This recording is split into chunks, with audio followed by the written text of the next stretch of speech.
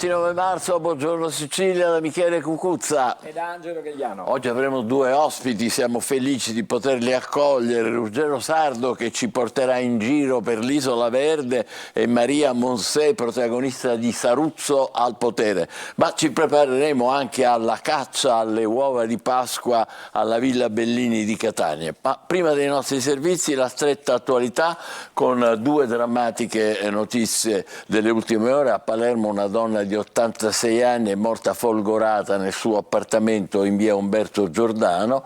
L'incidente mortale in seguito a un cortocircuito dell'impianto elettrico che ha poi innescato le fiamme. Inutile ogni tentativo di soccorso purtroppo da parte del 118. L'altra notizia drammatica, un grave incidente stradale sulla tangenziale di Catania, direzione Siracusa, tra lo svincolo di San Gregorio e quello di Gravina di Catania, dentro una galleria. Ci sono stati 7 feriti, fra loro anche una donna in gravidanza, 3 bambini. La donna, estratta con difficoltà dalle lamiere, ha riportato fratture agli arti inferiori.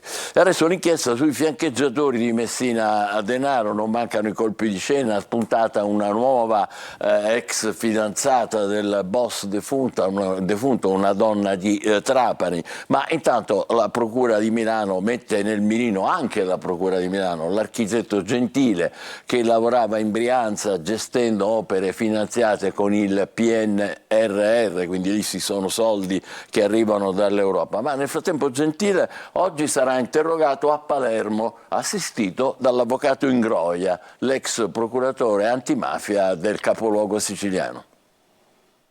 Si è avvalso della facoltà di non rispondere davanti al GIP Alfredo Montalto nel corso dell'interrogatorio di garanzia Cosimo Leone, il tecnico radiologo arrestato ieri per associazione mafiosa. Avrebbe fatto fare una TAC all'ospedale di Mazzara del Vallo a Matteo Messina Denaro nel 2020 e fatto avere al boss un cellulare pulito acquistato da un fiancheggiatore. Ha respinto invece le accuse Leonardo Gulotta, l'operaio accusato di concorso esterno in associazione mafiosa che avrebbe messo a disposizione del capomafia la sua utenza telefonica. Domani verrà interrogato in videoconferenza il terzo indagato, finito ieri in manette, l'architetto Massimo Gentile, che avrebbe prestato l'identità al latitante, consentendogli di acquistare un'auto e una moto. L'uomo originario di Campobello di Mazzara da anni vive in provincia di Monza, dove si occupa di lavori pubblici per il comune, gestiva anche progetti finanziati con i fondi del PNRR.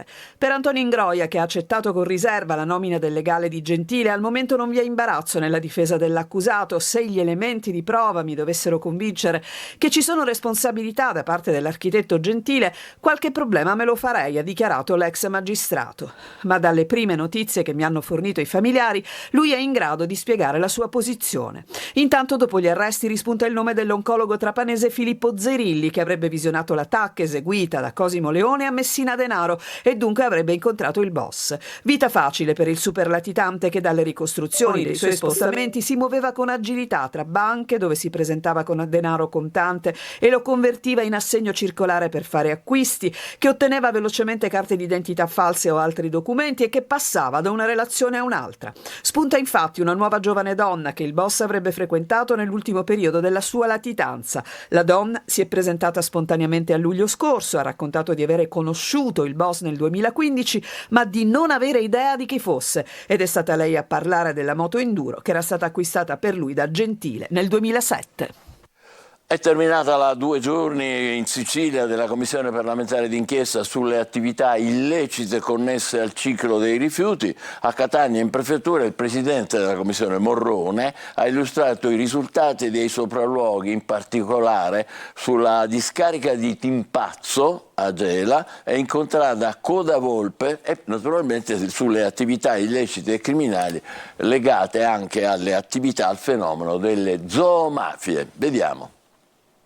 È terminata oggi la missione in Sicilia e nelle province di Catania, Caltanissetta ed Enna della Commissione bicamerale Ecoreati. È stato lo stesso presidente Jacopo Morrone, durante la conferenza stampa tenuta nella prefettura di Catania, a illustrare i risultati della 2 giorni siciliana, durante la quale la delegazione ha effettuato sopralluoghi alle discariche di Timpazzo a Gela, di Contrada Codavolpe al confine tra Catania e Lentini, con l'annesso sito di compostaggio. La commissione ha visitato anche il SIN di Gela e nell'ambito del filone sulle zoomafie si è recata in un maneggio di Piazza Armerina che accoglie cavalli sequestrati alla criminalità e alle stalle clandestine sequestrate sequestrate a Catania, dove vengono tenuti cavalli destinati alle corse clandestine. Con questa prima missione, dichiarato Morrone, sono emerse diverse criticità in ogni fase del ciclo dei rifiuti, a cominciare dalla raccolta differenziata per passare alle carenze dell'impiantistica. A questo, aggiunge, si collegano fenomeni illeciti determinati dalle infiltrazioni della criminalità organizzata nell'intero sistema di gestione, dal quale traggono enormi profitti, determinando danni ambientali difficilmente sanabili. La Commissione si è poi soffermata anche sulle attività illecite e criminali legate al fenomeno delle zoomafie, ribadendo che si tratta di un fenomeno criminale da contrastare con ogni mezzo.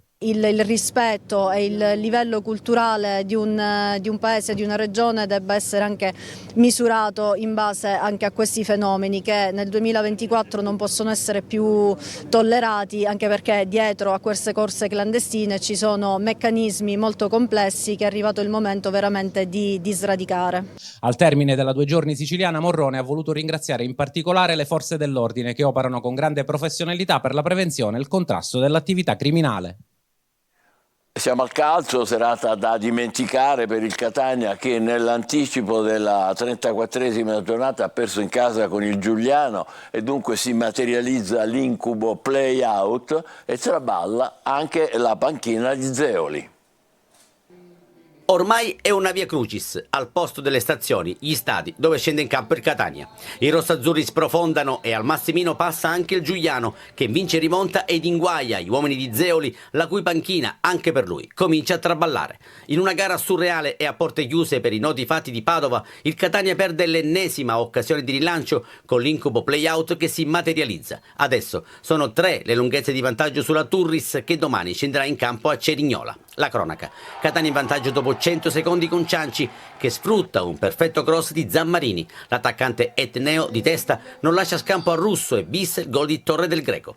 Sarebbe la partenza ideale per sbloccarsi con gli ospiti costretti a fare la partita ed i rossazzurri a giocare di rimessa con buone trame e qualche occasione per raddoppiare. Ma nel secondo tempo si spegne la luce, la ripresa si apre con il pareggio del Giuliano, siglato da Salvemini, l'uomo più pericoloso dei campani, che riceve al limite dell'area, sorprende la difesa e conclude di punta, tiro debole, centrale, che beffa l'incerto Furlan. Zeoli cambia gli uomini ma resta fedele al suo 5-3-2, ma la squadra non si scuote, anzi accusa il colpo e subisce anche la seconda rete. Tutto nasce da una rimessa laterale lunga, Cicerelli tocca la palla e sul secondo palo si inserisce Ciuferri che porta in vantaggio i campani. Alta disattenzione, altro gol subito. Questa volta i rossazzurri reagiscono e alla prima occasione ristabiliscono la parità. Su azione che si sviluppa da un corner, Cicerelli mette in mezzo per Bois che nel cuore dell'area di rigore trova la deviazione vincente. Nel finale arriva però la doccia gelata, l'ennesimo errore in difesa spiana la strada a Salvemini che deposita alle spalle di Furlan e il gol del sorpasso è il gol che manda all'inferno il Catania. Inevitabile a fine gara l'amarezza di Zeoli. Io sono consapevole dove sono e com'è la situazione. C'è un lavoro da fare, ma tanto lavoro soprattutto sull'autostima dei ragazzi, anche perché prendere dei gol comunque sia denotano dei limiti di attenzione, da un fallo laterale che sapevamo con la rimessa lunga e poi come siamo entrati il secondo tempo. Amarezza, che vuoi cominciare da qui, Angelo, la rassegna stampa? Sì, cominciamo proprio da qui, da quella che è stata una partita da retrocessione, così la definisce il quotidiano La Sicilia. I rossazzurri sprofondano e l'incubo play-out si avvicina, vantaggio, illusione e papere, Cianci sblocca, Furlan protagonista di errori che permettono a Giuliano di prendere coraggio e violare il Massimino. Dobbiamo dire che non è soltanto responsabilità di Furlan, diciamo che nell'occasione del pareggio intanto c'è un concorso di colpe da parte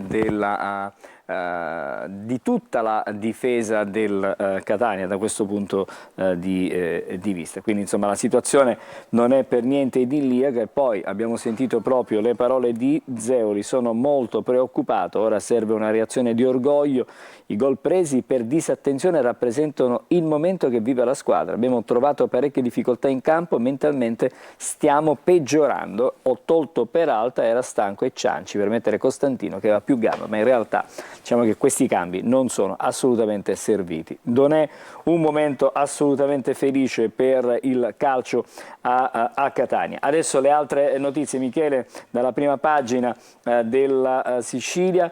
Vediamo le altre notizie, ne abbiamo parlato poco fa, ecomafia, nuovo allarme, gestione dei rifiuti, criminalità nel sistema, abbiamo sentito la commissione in Sicilia, e poi la rete del boss defunto Messina Denaro, Playboy, spunta un'altra donna che lo frequentava, e la disavventura di cui ci siamo occupati comunque anche ieri nel corso del telegiornale, una gita indigesta scolaresca di Milazzo finisce in ospedale. Le altre notizie, intanto, se per il calcio non vanno bene le cose, speriamo che per Pelligra imprenditore in questo momento possa essere motivo di orgoglio il fatto che il Ministero abbia deciso di affidare per l'appunto al gruppo di Pelligra, alla Pelligra Italia, il rilancio dell'area di Termini Imerese, ex Bluetech, ufficiale la carta Pelligra, il cui piano punta supporto e logistica integrata. Questa insomma quelli che sono i progetti dell'imprenditore australiano. Poi una notizia che riguarda Confindustria Catania.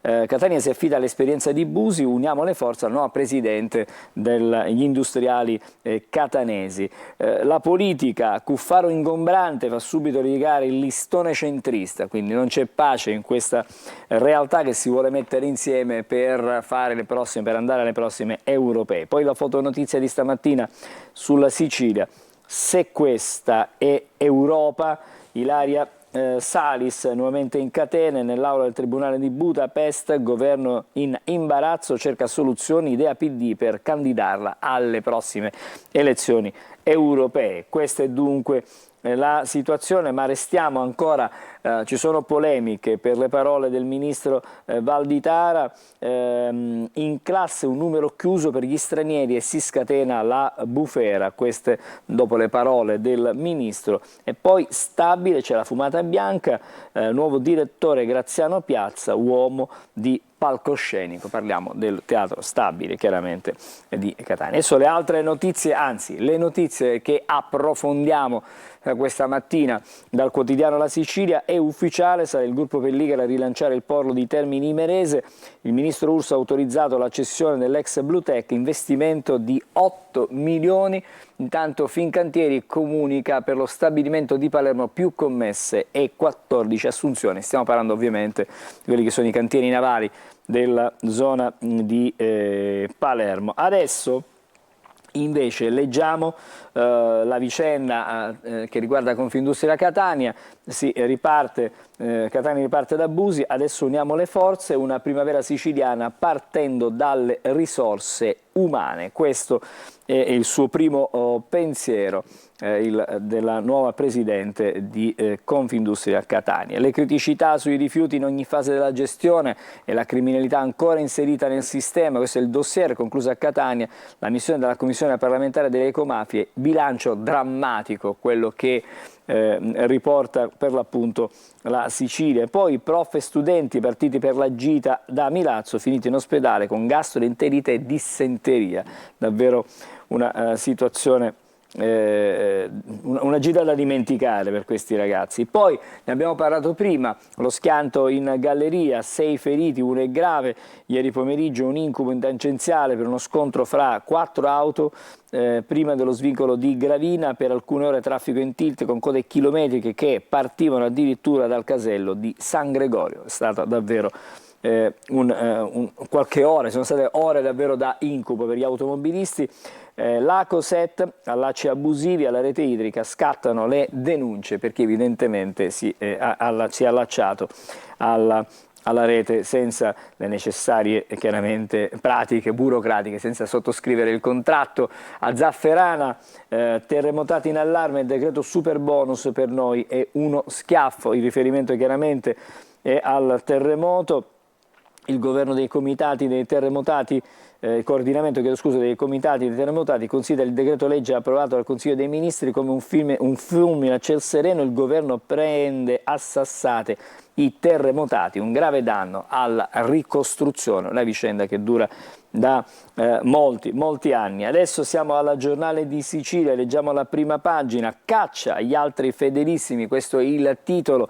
Inquirenti convinti, mancano molte persone all'appello dei favoreggiatori di Messina Denaro, il ruolo centrale dell'intera famiglia Bonafede, gli intrecci con gli ultimi 3 arrestati, al setaccio migliaia di pizzini trovati nei covi con nomi e cifre in codice, oltre a computer e telefonini dei tanti indagati già noti. E poi le complicità tra i medici, un elenco da aggiornare, sotto esame le visite e anche le cure.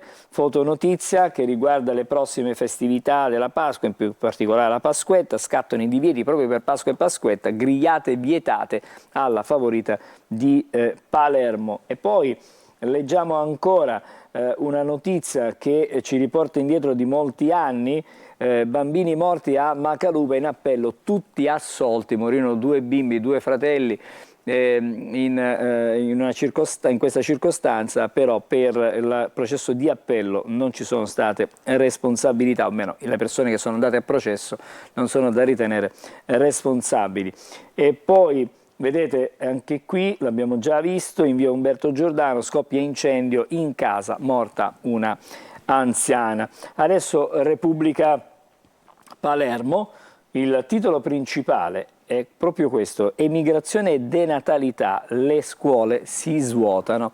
In un anno la Sicilia perderà 10.000 alunni, sono 184.000 in meno dal 2005, con il PNRR solo 4 insegnanti su 100 per l'isola e nelle aule di Palermo vince il melting pot. Questa è la situazione che viene descritta.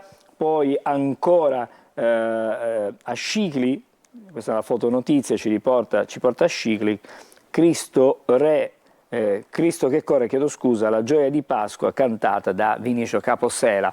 E ancora non abbiamo finito perché c'è sempre il caso aperto, Sinfonica, precari stabilizzati contro i veleni delle sanzioni, solidarietà ai musicisti puniti. Questa è la situazione. Prima di chiudere il tempo per vedere anche la prima pagina della Gazzetta del Sud.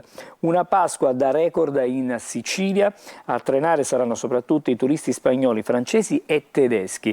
Secondo i dati del Centro Studi di Firenze si prevede un grande incremento di viaggiatori rispetto al 2023. Un'ultima notizia prima di chiudere riguarda il ponte sullo Stretto. Sono gli ingegneri italiani a parlare. Il ponte sarà un'opera modello, finalmente in Italia si potrà realizzare praticamente sullo Stretto. Questo è quello che viene fuori dal Consiglio nazionale degli ingegneri, a parlare proprio anche il Presidente. Insomma, non possiamo augurarci di meglio, naturalmente. Facciamo una breve pausa augurandovi ancora buongiorno Sicilia e ricordandovi che fra pochissimo il nostro Angelo ci presenterà la rassegna stampa nazionale. State con noi, a più tardi.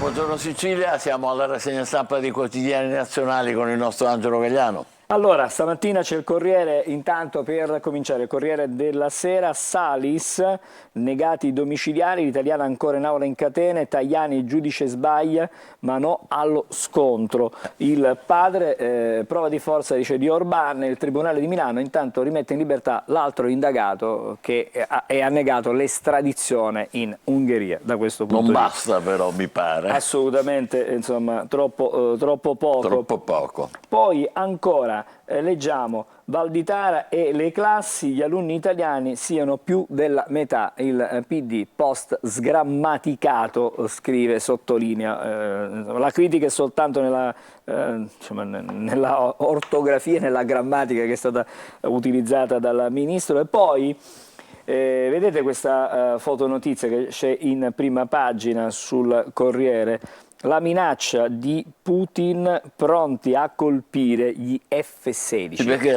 la seconda volta che lo dice. Considera un'eventuale partenza da un aeroporto NATO di un F-16 come un attacco diretto alla Russia e quindi possibilità di rispondere alla NATO. E questa è una situazione che certamente deve preoccupare parecchio.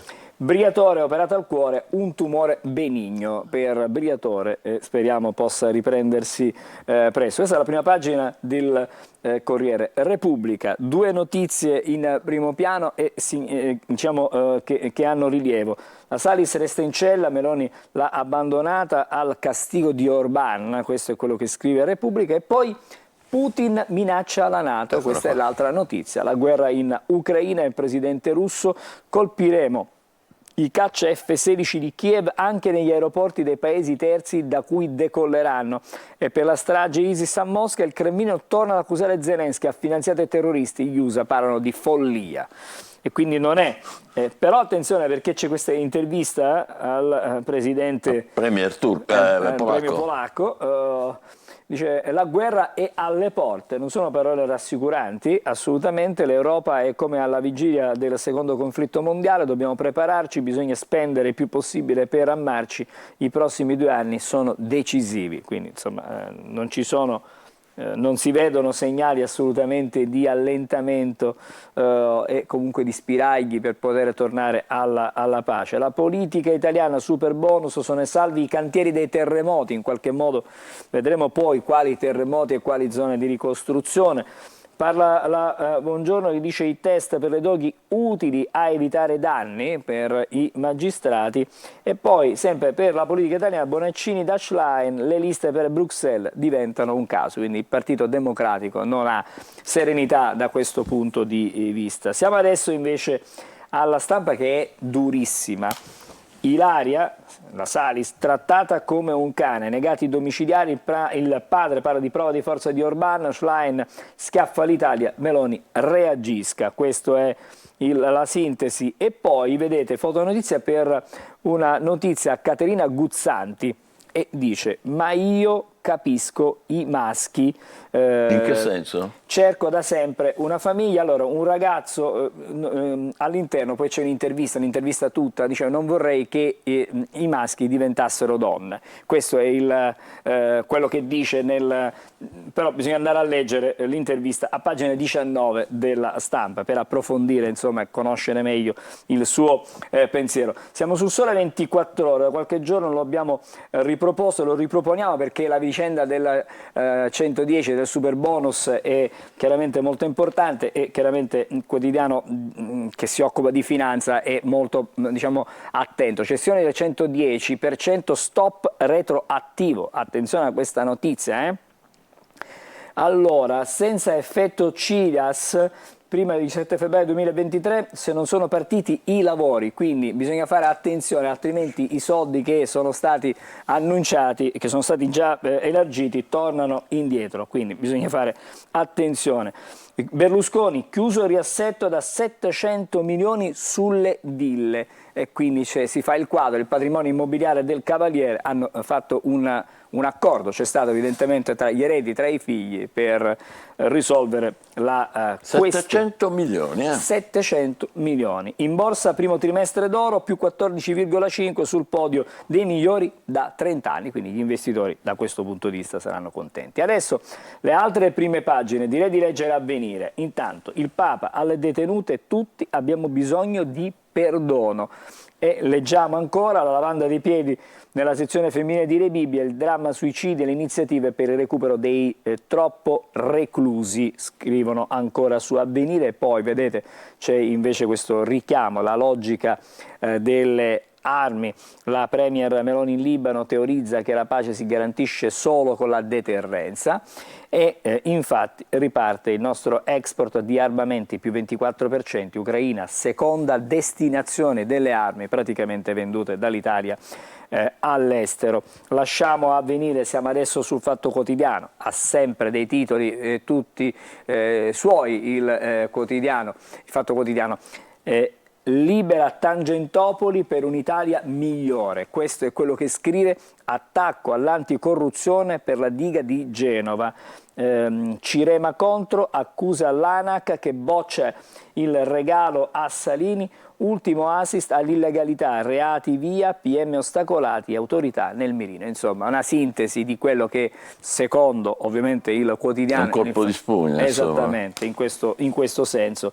E poi ancora vediamo e leggiamo l'Unità. Ilaria resta in carcere, vergogna ungherese e l'Italia se ne frega. Ancora, l'aula è deserta, una foto davvero inquietante da questo punto di vista, quando in Senato si parla di detenuti, un'aula praticamente deserta. Nessuno. Soltanto, immagino, il relatore, la persona incaricata di quanto dell'argomento, del tema del giorno si è presentato, ma non c'erano i colleghi in Senato. Allora, altre prime pagine, adesso il manifesto, vedete qui, umiliazione, come sempre c'è la foto che accompagna la notizia. Ilaria Salis torna in aula in catene, 13 mesi di carcere non sono poi tanti, la Corte Magiara la rimanda in cella negando i domiciliari, schiaffo a Meloni dall'amico Orban, ma a Milano i giudici negano l'estradizione a Budapest di Gabriele Marchesi e rischia trattamenti inumani. Quindi insomma è una specie di botta e risposta in qualche modo di aula di tribunale. Adesso Libero, ecco qui, tetto agli stranieri in classe, Valditara, la maggioranza degli alunni sempre italiana. E poi ecco i test per le toghe, i primi 200 quesiti, pubblichiamo le domande agli aspiranti magistrati. Sei posseduto? A volte vuoi fare a pugni? Dici bugie? Lo psichiatra si fa da 80 anni. Ma davvero sono queste le domande? Evidentemente è un estratto di quello che probabilmente verrà poi proposto ai magistrati. Il Messaggero adesso, scuola, tetto per gli alunni stranieri in classe, il ministro annuncia una nuova legge dopo il caso di Pio Oltello. Questa è una buona notizia, magari dopo la approfondiamo. Elettricità. Per le bollette calo del 20%, risparmio medio anno di 135 euro, il riferimento è evidentemente però al mercato tutelato che però, lo ricordiamo, finisce il 30 di giugno, poi dal 1 luglio saremo tutti nel mercato chiaramente è libero. Anche qui Putin, minacce alle basi NATO, provocazione dello zar sui F-16 pronti a colpire i caccia occidentali. Ovunque Meloni visite militari italiane in Libano, la pace non si fa stando seduti sul divano. Fotonotizia, Ilaria Salis resta in cella, fotografate le manette. Poi superbonus e sisma, sì al salvacantieri nell'area del cratere. Dal governo c'è una clausola di salvaguardia per i lavori di autorizzazione entro dicembre del 2025. Mi pare che ci possiamo fermare qui. Benissimo, tra poco il meteo, diamo un'occhiata prima di uscire al tempo che fa e poi con noi ci sarà Ruggero Sardo e l'Isola Verde. State con noi, buongiorno Sicilia. Bentrovati da Clara Ventura di Trebi Meteo. Nella giornata di venerdì annuvolamenti compatti interesseranno principalmente il nord-ovest e i rilievi del Triveneto. Avremo infatti piogge sparse in graduale attenuazione nelle ore serali. Alta pressione dominante al centro-sud e sulle isole maggiori. In Sicilia infatti splenderà il sole e il contesto si presenterà asciutto con cielo sereno o al più lievi velature di passaggio. Attenzione anche ai venti che saranno davvero sostenuti, il tutto con temperature massime diurne che localmente sfioreranno i 27-28 gradi. Non cambia lo scenario meteorologico nemmeno nella giornata di sabato. Sole dunque protagonista in un contesto di assoluta stabilità atmosferica con cielo sereno e terso. Per quanto riguarda le temperature non subiranno particolari variazioni. I valori infatti localmente ancora una volta sfioreranno i 28-29 gradi. Con questo è tutto, dettagli maggiori sull'app di Trebi Meteo. Sole, Ruggero Sardo, protagonista della Isola Verde, la Sicilia delle cose belle, sì, che comincerà domani alle 20:30 su Antenna Sicilia, seconda puntata il giorno di Pasqua su Telecolor alle 13. Che cosa vedremo? Ma Michele, vedremo la Sicilia delle cose belle. Credo che sottotitolo più bello non potesse esserci per questa trasmissione, perché io ritengo che noi siciliani abbiamo purtroppo un vizio, che è quello di innamorarci prima delle cose degli altri e poi di scoprire dopo le cose bellissime che abbiamo. E siccome io ritengo che le cose per amarle bisogna conoscerle, ecco, stiamo cercando di essere un po' ciceroni, un po' raccontatori di questa terra che poi, devo dire, non ha bisogno di me per essere raccontata e per essere descritta nella sua bellezza, ma che probabilmente ha bisogno di occasioni per farci riscoprire luoghi, storie, personaggi, aneddoti che poi ci facciano innamorare di questa terra e quindi ce la facciano trattare anche un po' meglio. Questo è importantissimo, ma ci sarà anche da non sottovalutare l'aspetto enogastronomico, giusto? Quello non può mancare, anche perché se vedi il mio physique di interessa roll, tutti noi qua. ma perché questa è un'isola verde, ma è anche un'isola dei tesori sotto tutti i punti di vista. Gastronomicamente questa terra, devo dirti che negli ultimi anni ci ha fatto scoprire anche in questo caso luoghi e occasioni formidabili, e quindi anche un viaggio con il racconto non solo delle aziende ma delle storie delle famiglie siciliane che hanno deciso di riscoprire questo territorio e di investire su questo territorio, perché oggi credo che sia molto importante anche declinare il racconto di chi ha il coraggio di rimanere in Sicilia, perché poi purtroppo tante volte diventa più facile andare via. Sì. Soprattutto... Ieri abbiamo raccontato due giovani imprenditori ecco, palermitani, ragazzini di 20 anni, con tutto il rispetto naturalmente, che hanno dato vita a una start-up, hanno detto noi rimaniamo, ma perché secondo me la sfida di questa epoca non deve essere cun esci e rinesci, come ha detto qualcuno, ma cun resta e rinesci, e quindi ci vuole anche il coraggio, la forza, talvolta un po' di incoscienza per rimanere. Però se i giovani decidono di fare questo cambiamento culturale importante, e quindi di investire e di restare qui, anche attraverso il piccolissimo contributo che possiamo dare noi, noi saremo felici. Ma sicuramente sarà così. Ci dai un piccolo promemoria delle prime cose che vedremo? Ma guarda, abbiamo girato tanto, anche perché ho la fortuna con Giuseppe Coco, che cura la regia, che cura il programma, di avere una squadra di lavoro di ragazzi veramente formidabili che non si fermano davanti a niente, che hanno voglia di andare avanti. Quindi devo dirvi che abbiamo toccato uno dei punti più alti dell'Etna e siamo andati sottoterra nella città di Catania. Che bello! Abbiamo scoperto anche alcuni aneddoti curiosi sulla città di Messina, ma siamo stati su uno dei ponti più antichi siciliani. Devo dirti, ci sono tanti crossover che nelle puntate cercheranno di catalizzare l'attenzione del pubblico, sempre sorseggiando un buon vino rosso dell'Etna o spumante dell'Etna, o assaggiando una delle nostre prelibatezze che magari le nostre nonne preparavano per le feste. Per esempio, allevamento del suino nero, formaggi, tonnare, saline. C'è tutto, ripeto, si vede. No, tu sei formissima, figurati, stai benone. Beh, sarà bellissimo, sarà davvero interessantissimo. E anche l'Etna hai detto, eh? Sì, anche l'Etna abbiamo fatto delle passeggiate grazie alle guide, grazie al parco dell'Etna, perché poi sai, abbiamo pensato di non creare una trasmissione didascalica, perché per fare le trasmissioni didascaliche ci vogliono i professori, gli studiosi, gli scienziati. Io sono semplicemente un viaggiatore mosso dalla curiosità e dall'amore di questa terra, che vuole essere un po' un tramite tra il telespettatore e il racconto, e quindi devo dirti abbiamo scoperto luoghi veramente straordinari. Compreso i sotterranei di Catania, come accennavi prima. Di che si tratta? Siamo scesi sottoterra, siamo andati sottoterra. Un'anticipazione, senza spoilerare tutto. Ma guarda, però... intanto ti posso dire che abbiamo effettuato delle riprese al carcere di Sant'Agata inedite, e quindi vedremo degli angoli del carcere di Sant'Agata che non sono quelli che si conoscono nei racconti abituali. E poi, siccome Catania ha una storia sotterranea millenaria, fatta anche da tantissime leggende, quindi attenzione anche alle leggende che racconteremo. E devo dirvi che a un certo punto in via Sant'Eupli a Catania si apre un cancello, siamo arrivati in possesso di una chiave misteriosa, abbiamo aperto questo cancello e siamo entrati all'interno delle cripte, ma lo scoprirete. Ma che bello, fantastico, ci incuriosisce moltissimo. Allora, poi voglio ricordare che il programma andrà in onda dopo le prime 2 puntate, il martedì e il giovedì alle 20:45 su Telecolor, il sabato e la domenica alle 13 Su Antenna Sicilia invece il mercoledì e il venerdì alle 14 e il sabato alle 20:30. Ci vuole un appunto. Sei preparatissimo perché io a memoria non li ricordo.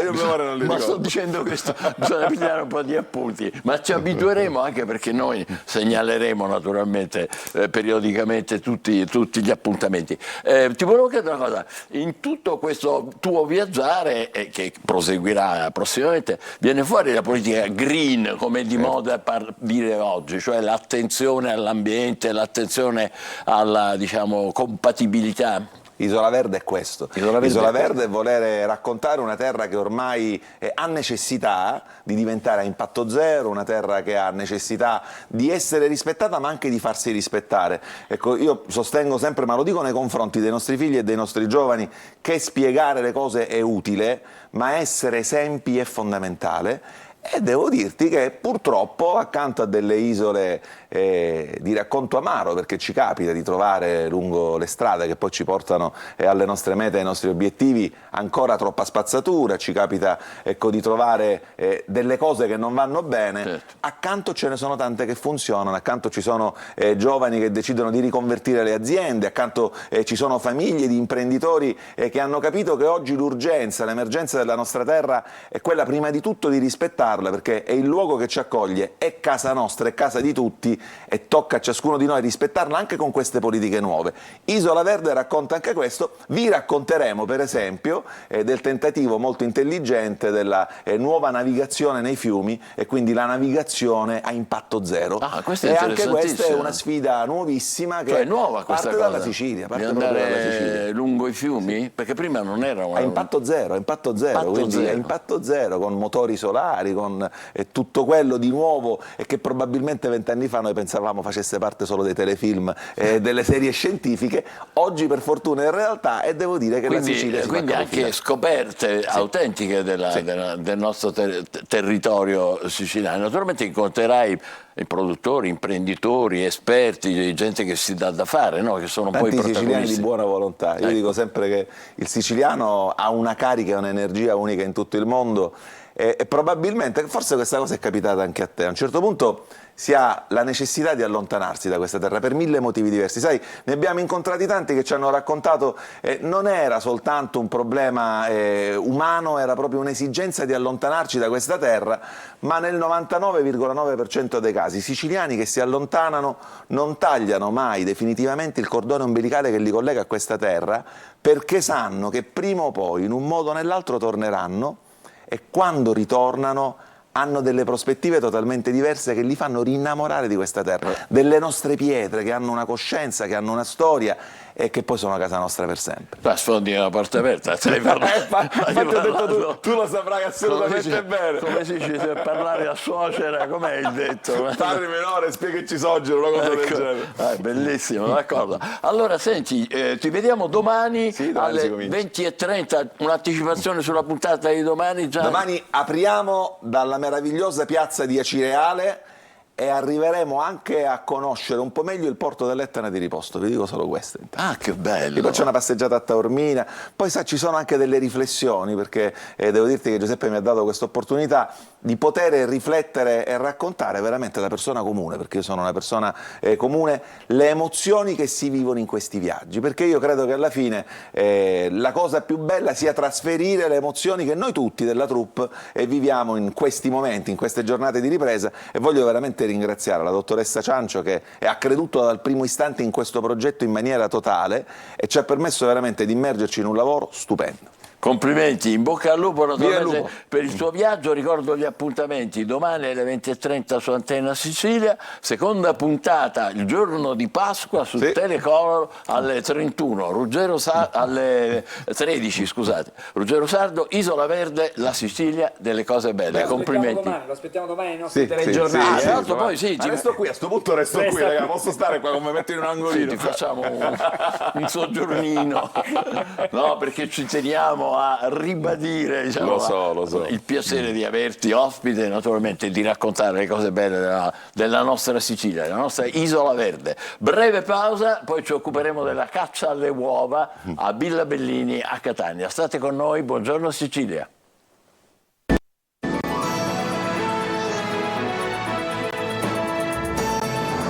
Sicilia con un altro ospite, Giovanni Sant'Angelo Lacanea della compagnia Curiosi Incanti, che domani sarà protagonista della seconda edizione di una bellissima iniziativa alla Villa Bellini di Catania, la caccia alle uova, è vero? Raccontaci. Che poi ti dirò, pensavo di chiamarla caccia all'ova, giustamente siamo in Sicilia, quindi ci poteva anche stare. Si può stare in siciliano, all'ova. Poi vengo da una preparazione di, sai, i cuddureddi, quelli con l'uovo, con la nonna, che non può mancare. Però in questo caso sono uova. Uova, quelle vere, assolutamente. E come è organizzata? Allora, la caccia alle uova di domani, a parte che questa, ricordiamo, è la seconda edizione di questa caccia alle uova.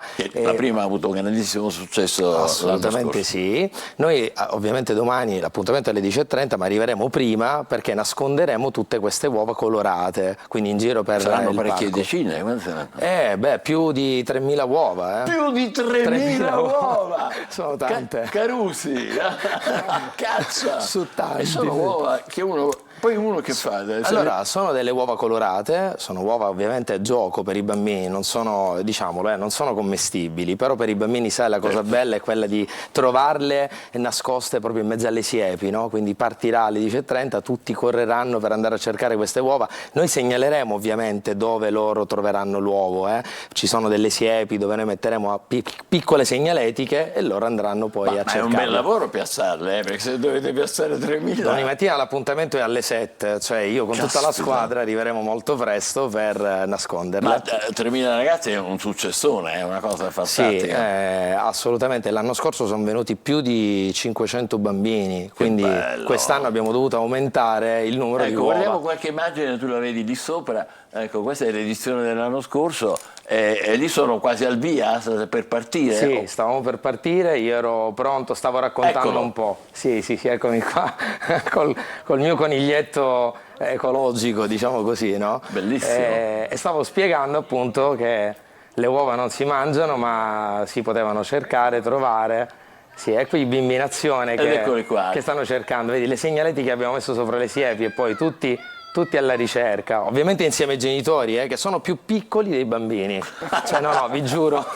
Perché ci appassioniamo niente, non si a sto gioco di cercare. No, niente. I papà erano tutti lì che con la scusa di dire guarda, sto cercando, ti aiuto, in realtà erano loro a trovarne più dei figli praticamente. Ma è bellissimo. E quindi ci sono delle indicazioni, come dire, delle tracce? Sì, mettiamo delle segnaletiche che danno un po' le direzioni, perché comunque ricordiamo il parco è grande, no? Villa Bellini, il nostro cuore verde di Catania è immenso, però noi non lo prendiamo tutto. Parliamo di compagnia Curiosi Incanti, che fate queste cose così belle, ma non fate solo questo. No, assolutamente, noi facciamo eventi per bambini. No, ovviamente nasciamo dal teatro, io ho iniziato prestissimo, avevo solo 15 anni quando partì per il primo villaggio, tu immagini a casa un dramma, no? Un figlio che parte a 15 anni, chianti, cioè non si può capire.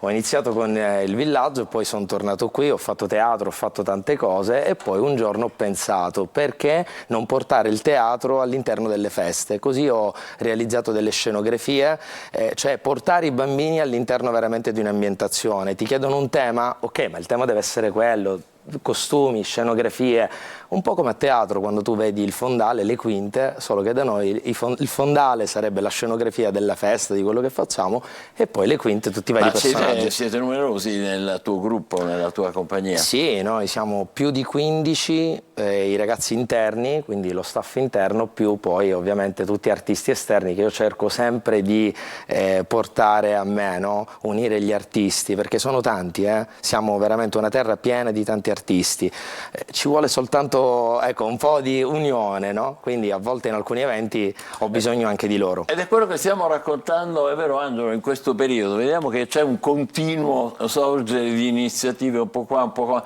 e secondo me la svolta sta avvenendo, è una mia impressione. No, è vero, assolutamente. Poi ti dirò di più, in questo momento Catania è piena di turismo e fra questo turismo ti dico ci sono anche parecchi giovani che vengono qua, giovani anche artisti. Io ho conosciuto tanti ragazzi francesi, a proposito di Francia, che a cazzo alle uova poi si collega esatto. Tanti ragazzi francesi, artisti veramente straordinari sì, iniziative che poi abbracciano un po' tutti, no? Quindi l'arte, diciamolo, è quindi di tutti. Domani mattina a Villa Bellini di Catania è gratuita la cosa, naturalmente? Assolutamente sì, io ho voluto fare questa cosa totalmente gratuita per tutti i bambini. Io penso che tutti noi dobbiamo dare un contributo alla nostra terra, alla nostra città, e allora ho pensato, questi bimbi devono godere di questa cosa. Lo so, non è una tradizione nostra, ma ormai sai, tante tradizioni, noi prendiamo spunto da altre cose, però questa della caccia alle uova comunque è molto carina. È molto carina. Ai ragazzi, ai bambini piace da morire. Piace ai bambini, piace alle famiglie, lancia anche un bel messaggio, no? Quello di vivere il parco in famiglia, no? Il parco non è soltanto, è bello, è lì, ok, basta. No, il parco va anche vissuto, quindi... direi in questo modo si impossessano proprio della villa, perché come dovrebbe essere completamente... Nel massimo rispetto, ovviamente. Famiglie, sì. La giornata, ecco, vivere la giornata al parco. Eccoli qua, guarda, vedi come cercano, anche piccolissimi, vedete la curiosità. Io che ho una figlia francese, queste cose le so bene, perché in Francia loro, questa è un'abitudine che hanno e che appassiona tantissimo i bambini. E ora è bello che voi l'avete trasferita. Vedo che è una tradizione anglosassone invece l'origine, leggo, io non lo sapevo. Allora ti dirò, sì, è una tradizione anglosassone, però c'è da dire che veramente nell'appunto in Francia la vivono in maniera molto, molto importante. Io l'ho vissuta lì. E quindi l'ho fatta il sabato, l'ho fatta la domenica, cioè la domenica di Pasqua è stato troppo carino uscire e andare a cercare queste uova. Poi quando si è in campagna è anche da impazzire perché non le trovano mai. No, non le trovano. Infatti ti dirò un'altra cosa che fa ridere, si trovano le uova dell'anno, molte volte l'anno successivo trovano le uova dell'anno prima. No, ma questo guarda, dico, l'ho trovata. No, non è quello. Anche in Villa Bellini io l'anno scorso pensavo, ho detto vuoi vedere che qualche uovo sarà dimenticato? È rimasto. Ma che guarda, ma voi l'avete preparato, ci è voluto anche un bel lavoro di preparazione, perché sono tutte uova decorate, sono uova assolutamente colorate. Sì, le abbiamo preparate tutti i ragazzi, ci siamo uniti e abbiamo cominciato a pitturare queste uova, cioè il bello è stato anche questo. Ma ci vuole la prenotazione per questa cosa? Bisogna essere prenotati? No, assolutamente, è libera, quindi domani chi verrà domani alle 10:30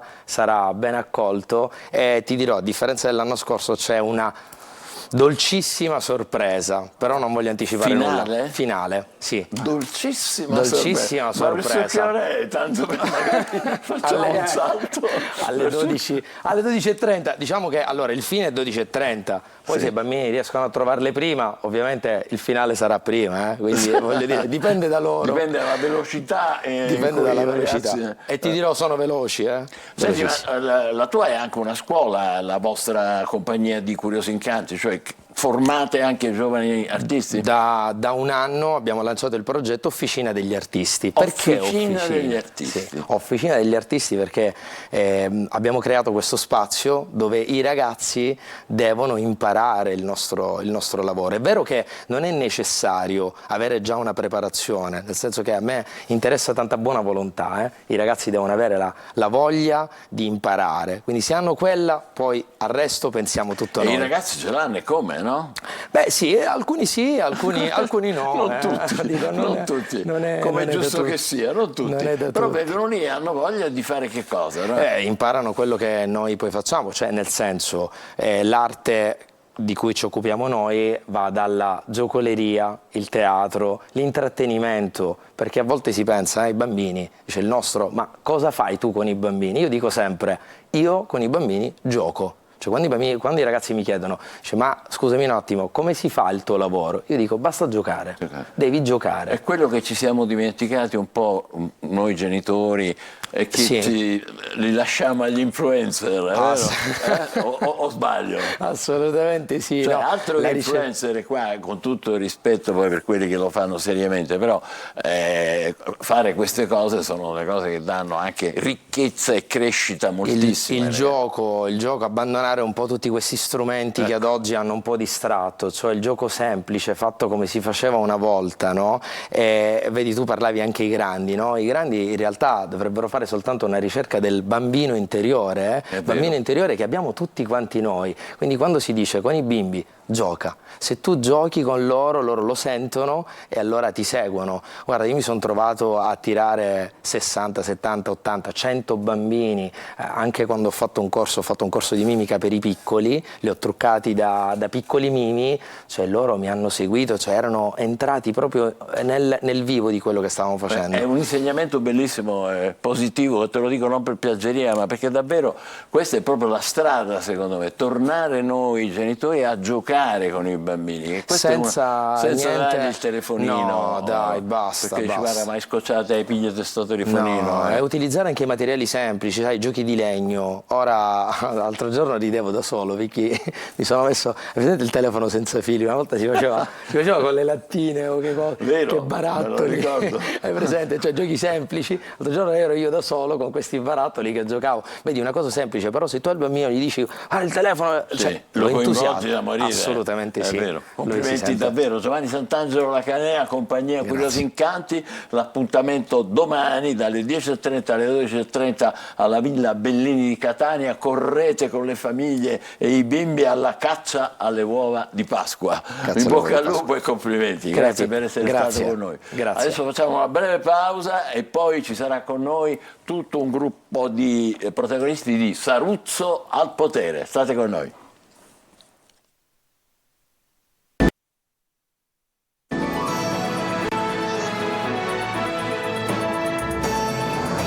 Abbiamo un bel gruppetto di ospiti, Maria Monsè, il regista Jonathan Valenti, in collegamento Perla Maria Paravia, che tra l'altro è anche la figlia. Eccola qua, ciao, buongiorno, benvenuta. Ciao Michele, grazie. Grazie a te di essere con noi. Loro sono i protagonisti e anche gli autori, naturalmente, di realizzatori di Saruzzo al potere, di cui parleremo fra un momento, ma prima vi voglio fare vedere questo bel libro con questa bella fotografia. I 50 sono i nuovi 30. Sì, è la nostra filosofia. Sì, ormai e poi potremmo continuare. Sì. I 70 sono i nuovi 50. Assolutamente. E così via. Editore, collane Storie di Vita, edizioni Pub. Va bene, ma invece adesso lo tengo vicino a me e me lo custodirò accanto al comodino questa sera. Ma adesso parliamo invece di Saruzzo al potere. Tu interpreterai Donna Consuela. Che fa Donna Consuela?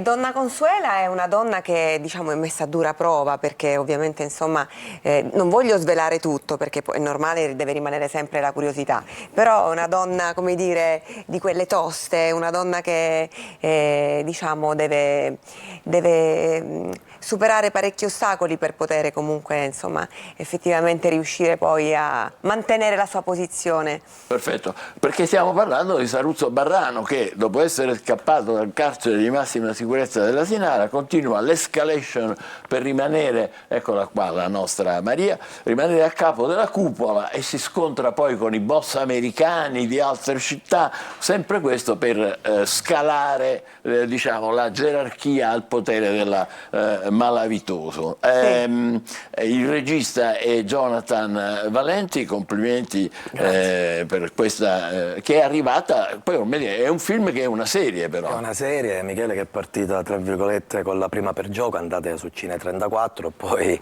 è andata avanti perché purtroppo o per fortuna questa serie, queste saghe piacciono, diciamocelo tutto, puntano tutti sui siciliani per fare questi film. E io da regista, da attore ho puntato anche su Maria, perché Maria oltre il bel fascino che ha, sa anche recitare bene. Michele, tu la conosci bene. Assomiglia a quel personaggio, il personaggio di Donna Consuela? Non tanto, sinceramente.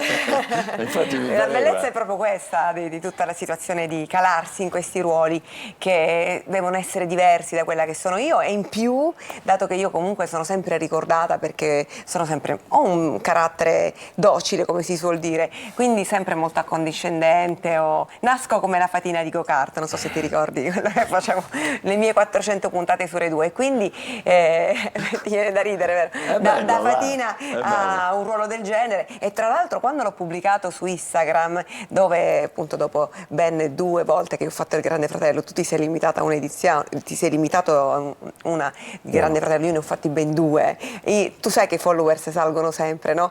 E quindi quando l'ho pubblicato, tutti coloro che poi vedevano questo ruolo così, perché poi è normale che ci danno tutti molto una sbirciatina su Instagram velocemente, sì, vanno al cinema, guardano la TV, però su Instagram poi alla fine esplode anche quello che può essere una situazione. Ecco. E mi dicevano, ma come, ma tu ti arrabbi anche? Certo, perché effettivamente vedevano un ruolo come quello che avete fatto vedere prima. Quello non era Saruzzo al potere, ma era l'uomo dalla mente oscura, sì, giusto? Esatto. Sì. Perla che è nel ruolo di Mara Barrano, la figlia del boss Saruzzo Barrano. Ecco, che parte, com'è questo tuo ruolo? Io sono la figlia del boss, che poi ho sempre seguito anche le serie precedenti perché c'era mamma, quindi questa serie mi è sempre appassionata, piaciuta. Jonathan mi ha detto che c'erano i cast aperti, che cercavano una ragazza della mia età che doveva prendere il ruolo per fare la figlia del boss, Mara Barrano, e quindi niente, ho fatto Quindi i stai provini. imparando le buone maniere col tempo che passa, è giusto? No, ma è una passione che ho fin da piccola, a me mi piace tanto recitare. Ho fatto i provini, li ho passati e quindi niente, spero di essere all'altezza. E sono molto Jonathan Valenti fa sì. Lo è, perché oltre ad essere una bella ragazza, ed è molto evidente, ed è figlia di un'amica mia, però merita Michele, è una ragazza molto solare, e Saruzzo al potere, che è un film importante, deve avere un seguito. Tu mi insegni quando una cosa va avanti, non si può fermare, ok? Bello, questo è bellissimo. E tanto, oltre ad essere regista, tu sei anche uno degli interpreti. Che ruolo hai? Sono il soggetto, l'autore, proprio il protagonista del film. Peraltro un collega Mediaset mi disse, mi ricordo, a Roma, Jonathan, tu devi continuare con questa strada, devi fare il protagonista, perché sei un siciliano all'altezza di poter fare questo ruolo. È nato per gioco, ma invece alla fine ho visto che... Il doppio ruolo, protagonista e contemporaneamente regista. Ti sei formato come? Come hai fatto? È tutto spontaneo oppure lavoro pesante, prima da showman televisivo e poi da regista e da attore. Ci saranno anche, guarda caso, nel film Saruzzo al potere, uno che si chiama Domenico Centamore, il piccionello di Macari, e il mio amico Antonio Zechina, poi anche. È vero. Che ruoli hanno loro? Il mitico Zechina. Antonio fa il commissario di polizia. Ma tu pensa? Ma corrotto però. Ecco, questa precisazione è importante. Mentre invece Centamore che ruolo ha? Sempre di un boss, Domenico, c'è anche Orio Scaduto, c'è Francesco Benigno nel film, quindi tutti i personaggi che hanno... Sono noti per quel film. Hanno avuto anche, come dire, parti e ruoli. Ognuno a capo di una famiglia mafiosa, ecco. Capitanina, roba seria, ragazzi. Allora, la prima sarà il 7 settembre alle 21, ancora c'è un po' di tempo, però insomma lo diciamo, al Cinema Iris di Messina, giusto? Esatto. Poi ci sarà invece L'uomo dalla mente oscura, il riscatto. Di che si tratta? Allora, lì si tratta esattamente, parliamo di bullismo sul sociale. Abbiamo puntato... Quindi è un altro capitolo completamente, lì Maria fa, sempre Maria c'è in mezzo, è come il sale, sta in mezzo. Mi divido. Tra l'uomo della mente oscura e Saruzzo al potere. È facile dirigerla o è complicato? Sì, perché una ragazza... Una ragazza, sì, vabbè, ragazza, no, è carino, no, dire ragazza, come quando dico sui social, ciao ragazzi. Una signora, una ragazza, oltre alla sua eleganza, ascolta. E questo è importante, Michele, quando uno ascolta in produzione, quindi quando un regista dirige e l'altro ascolta, si riesce a lavorare, si riesce a collaborare. Ma Jonathan comunque è bravissimo, lui parla di me, scusa, volevo dire anche questo, visto che io l'ho vissuto all'opera. Io ascolto perché mi piace ascoltarlo, nel senso che ha un modo di essere regista che mi piace perché diciamo è anche un qualcosa che non è da tutti, essere così versatile, passare da una parte all'altra, dalla regia al fatto che comunque lui deve interpretare, contemporaneamente poi insomma tiene in mano tutto lui, mi diverte. Perla, voglio sentire Perla. Ci sei ancora? Sì, ci Senti, sono. ma com'è stare alle prese con mamma durante Saruzzo al potere? Come te la cavi? No, io l'ho sempre seguita anche quando doveva registrare, mamma è sempre brava, bravissima, e poi mi piace perché io vi faccio tutti i video backstage che servono per i social e quindi faccio vedere un po' nei social, pubblichiamo anche i video, no? Di mentre registriamo dietro quinti, quindi io l'aiuto sempre, faccio tutti questi video per i social. Ma tu hai cominciato per imitare la mamma, no? No, io fin da piccola ho sempre avuto questa passione di recitare, ma sempre stare pure al centro dell'attenzione, avanti a una telecamera. Quindi pure fin da piccola. Questo mito che sono io che la spingo, perché lei sta spiegando una volta e speriamo per sempre che non è la mamma che dice fai qualcosa, anzi era il contrario, quando la fermavo litigavamo perché lei voleva stare davanti alla telecamera, lei si arrabbiava se in una fotografia veniva tagliata, mi ricordo ancora con i fotografi, quando facevamo i servizi fotografici io ci volevo sempre essere, infatti mi ricordo che quando dicevano adesso Perla solo la mamma, per me diventava il nemico il fotografo perché io non volevo solo la mamma. Senti Perla, meglio avere la mamma sul set che non, come si dice da noi, peri a casa, o no? Sì, e quindi mi è sempre piaciuto e sono felice infatti di aver avuto questo ruolo. Tra l'altro cuore di mamma, che bello! No, ma poi tra l'altro a proposito di stare a casa, così in giro per casa, io poi sono la classica persona che quando lavora sono bella serena e rilassata. Il problema è se invece mi fermo, guai, perché poi dentro casa è normale, devi stare al telefono, tanto stress così, e quindi anche mio marito... Stressi la gente. Mio marito spera tanto di che io lavori. Trovati un altro fixo, un altro film. Jonathan, tu invece non ti fermi mai perché tra poco comincia un nuovo film che si chiama Barrano, il bambino e la mala. Esatto, Michele. È un vulcano, Jonathan. Non mi posso fermare, ti do anche un'esclusiva, ecco, in diretta a Buongiorno Sicilia. Ci sarà anche un altro film, Natale in Sicilia. Il Natale in Sicilia, sempre di roba di Malavita, ricordo oppure? No. Natale in Sicilia sarà sul comico.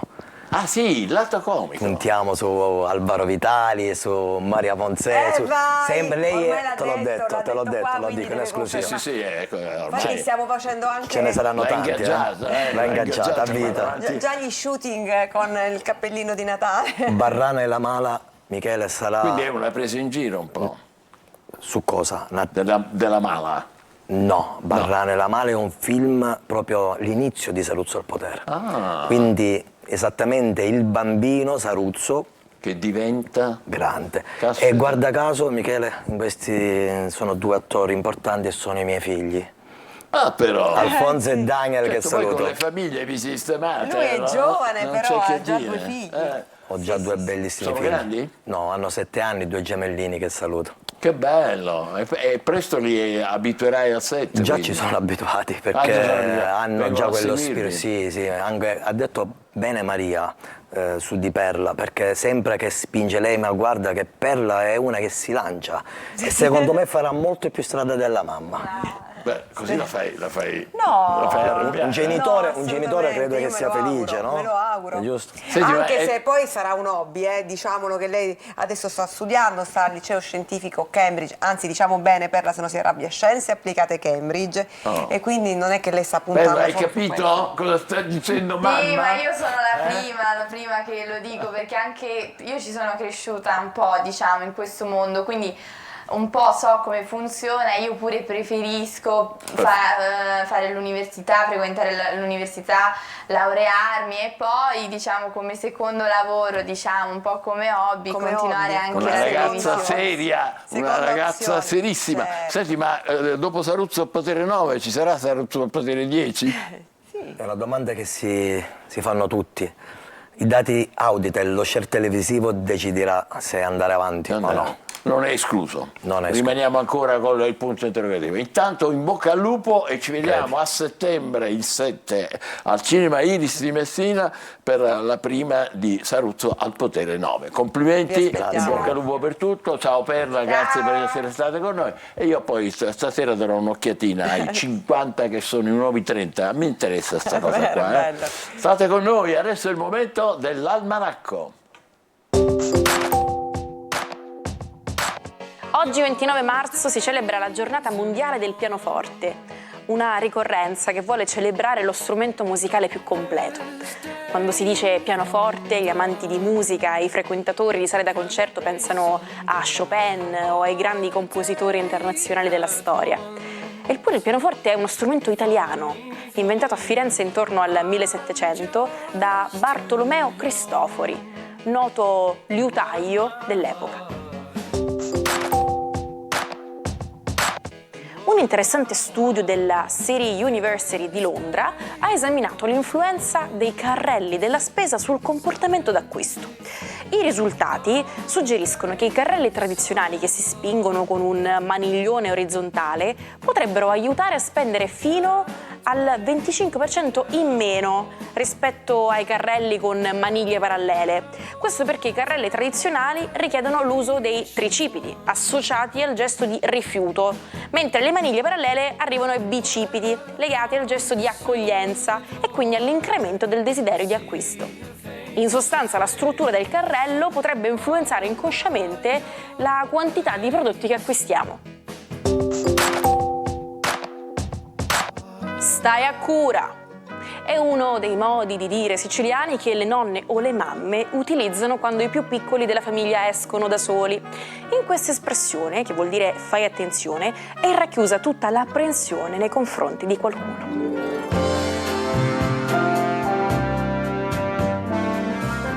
E noi teniamo a cura, e come se lo teniamo a cura, il nostro Marco Amato, eccolo qua. Ciao Marco, benvenuto. Buongiorno. Floreale buongiorno e Pasquale oggi, Floreale e Pasquale.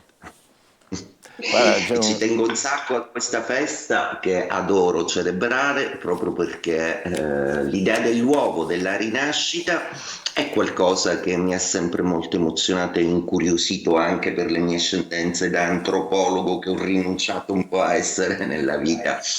Ecco, vedete, la Pasqua è la prima domenica dopo la prima luna piena dopo l'equinozio. Tutte e tre queste indicazioni hanno a che fare col sole, con la vita, con la rinascita, con la schiusa.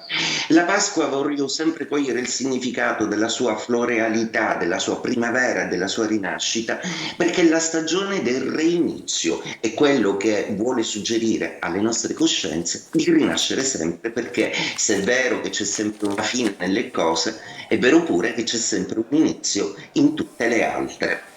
Ebbene, allora vi racconto un po' questa Pasqua zodiacale, come sarà? Siete curiosi di saperlo? Certo, come no? Pasquale. Allora, è una Pasqua che inizia con una luna in Scorpione che dialoga molto bene con Venere e Nettuno in Pesci, per cui è molto emotiva, molto alla ricerca degli affetti, molto alla ricerca di protezione per tutto quello che riguarda gli affetti. Si sposterà poi la Luna in questi giorni pasquali in Sagittario. Il Sagittario è il segno di viaggio, dello spostamento, della campagna, della natura, degli animali, quindi un po' anche alla ricerca di quel contatto naturale che tradizionalmente a Pasqua, grosso modo, un po' ricerchiamo, proprio perché la natura si risveglia e la festività tende molto a legarsi alla campagna, alla primavera, alle uova, agli animali, ai conigli, ai fiori che sbocciano.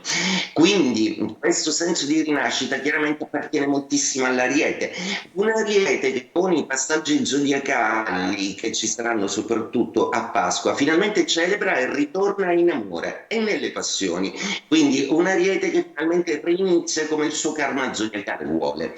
Il Leone invece si concede una pausa di protezione e va a braccetto con famiglia e amore, che finalmente riesce a recuperare, a riabbracciare e ad avere quell'isoletta felice in mezzo al bailam di ambizioni e di contraddizioni lavorative che sta vivendo per ora. Sagittario, appunto, la Luna vi rende un po' protagonisti di questa Pasqua, un Sagittario che sceglie i dubbi, un Sagittario che accetta finalmente delle direzioni che sono un pochino complicate da seguire e ridimensiona e aggiusta il tiro. Peraltro vi ricordo che il vostro pianeta Giove è in Toro e Madurano spesso nell'ultimo anno ha voluto farvi fare passi più lunghi della gamba, quindi attenzione e ridimensionatevi, questa volta proprio con questa Santa Pasqua ce la farete, quindi in bocca al lupo. Cosa fanno i Terra? Toro, Vergine e Capricorno, vediamo un po'.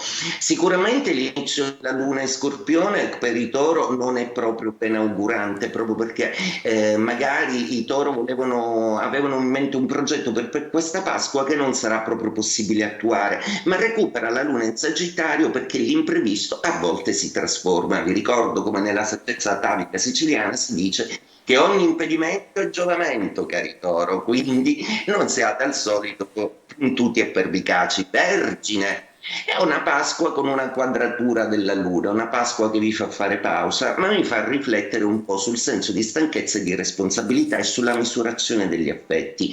Chi è stato veramente accanto in questo periodo complesso, chi meno. Quindi le scelte della Vergine motiva che in questo momento di pausa può decidere realmente chi tenere nella propria vita o meno. Capricorno, e per adesso il mio segno zodiacale è più tutelato, proprio perché gli astri dispongono in una maniera veramente molto positiva per questo segno zodiacale, che fanno incontri, che ascolta nuove suggestioni e che finalmente decide che il suo progetto è sano e sicuro. E non avete ancora dubbi, forza, andate, siete troppo meticolosi per ora, ricordate che siete Capricorno, non Vergine, non siate cervellotici, andate.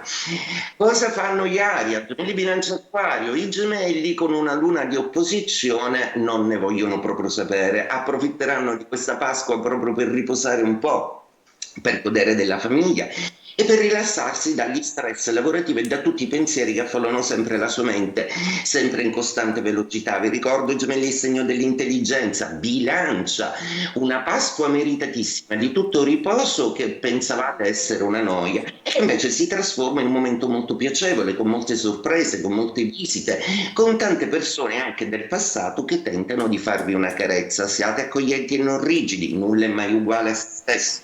Acquario, i fantasisti dello zodiaco divertiti da questa Pasqua tenderanno molto a cercare gli amici e a non fare progetti un po' troppo ferrei come loro solito fare, ma la Luna in Sagittario vi obbligherà necessariamente a vedere più persone di quanto non immaginavate. Non sarà una Pasqua calma neanche a livello intimo e passionale e sentimentale. E per ultimi, dolci segni d'acqua, vediamo cosa fanno Cancro, Scorpione e Pesci. Il Cancro sta avendo un momento di risalita molto forte e questa Pasqua lo incentiva a darsi da fare, anche se il Sole è ancora in quadratura e sono ancora un po' stanchi e provati, le condizioni per vivere il vostro sogno lavorativo, la vostra ambizione si faranno strada proprio dalla settimana prossima, quindi coraggio. Scorpione, una Pasqua molto sentita, divertita, sentimentale, con dei richiami affettivi e familiari molto forti, una compensazione decisamente che ha a che fare col viaggio e col lontano, quindi un po' più nettuniana del solito questa Pasqua. Non escludo anche la poesia del mare per gli scorpioni. E a proposito di poesia marina, chiudiamo con i pesci che si chiudono in un bellissimo stato di romanticità, proprio perché i pianeti Venere e Marte sono ospiti nei vostri gradi, e quindi sarà una Pasqua intima, passionale e soprattutto tua.